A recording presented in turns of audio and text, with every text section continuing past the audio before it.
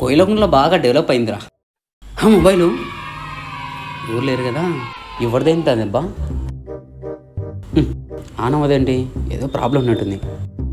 సర్లే ఈ mobile repair చేయించి మనమే వాడుకున్నాయి. ఈరోజు ఎవరి ముఖం చూసానంటో అన్నీ మంచిగా జరుగుతున్నాయి. అన్నా ఏం తమ్ముడు? అన్న మొబైల్ ఏదో ప్రాబ్లం ఉంది, కొంచెం చూడనన్నా. ఏమైంది? కింద ఏమైనా పడిందా? అవునన్నా. చా, డిస్ప్లే పోయింది తమ్ముడు. ఎంత అవుతుంది? 2500 అవుతుంది తమ్ముడు. సర్లేండి అన్న, చేయండి. ఎంత టైం పడుతుంది? ఒక హాఫ్ అన్ అవర్ పడుతుంది తమ్ముడు. ఇక్కడనే కూర్చో. ఇక్కడే ఉంటాలేనా తమ్ముడు, ఇదిగో రిపేర్ అయింది చూడు. పోయేసానా? తమ్ముడు, ఫోన్ రిపేర్ అయిందా? అయిపోయింది. బాగా పని చేస్తుందా? సూపర్గా పనిచేస్తుంది. అయితే ఇటీ పోతా. ఎందుకు? ఇది నా మొబైల్. నాదిరా ఫోను. నీదెట్లయితే అది నాది, నేను ఇవ్వను. సర్లే, పోలీస్ స్టేషన్ పోదామా, ఎవరిదో తెలుస్తుంది. అయితే నీదేనా ఫోను? అవునరా, నాదే. మరి నీదేనప్పుడు అక్కడనే అడగచ్చు కదా.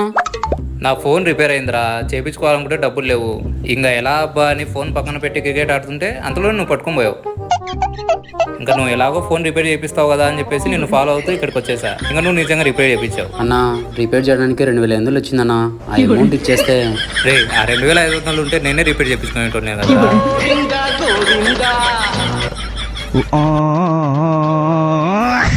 సర్లే, ఈ 10 రూపాయలు ఖర్చులు పెట్టుకో, పనికి వస్తాయి. దా పెట్టుకో, సిగ్గుపడాకు.